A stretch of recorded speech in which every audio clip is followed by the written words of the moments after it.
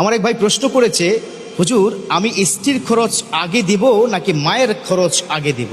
মানে হচ্ছে ভরণ পোষণের কথা তিনি বলেছেন, যে স্ত্রীর ভরণ পোষণটা আগে নাকি পিতামাতার ভরণ পোষণ আগে। সুন্দর প্রশ্ন। এটা আমাদের সমাজের মধ্যে আসলে নতুন করে রাইজ হয়েছে।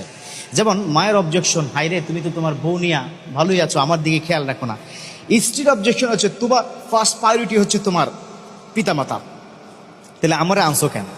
এ ধরনের অনেক প্রবলেম আছে। সবার আগে আপনাদেরকে বলি, পিতামাতা এবং স্ত্রী দুজনের কিন্তু সম্মান, দুজনের যার যার সম্মান যেমন তাকে তেমন সম্মান দিতে হবে।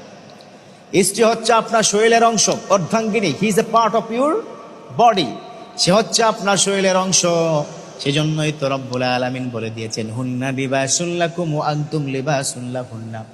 ও দুনিয়ার স্বামী স্ত্রী, শোনো শোনো, তোমরা একজন অন্যজনের পোশাক। পোশাকের কোথাও যদি ছিঁড়ে যায়, সেই পোশাক কোথাও আমি যদি কেচে দিয়ে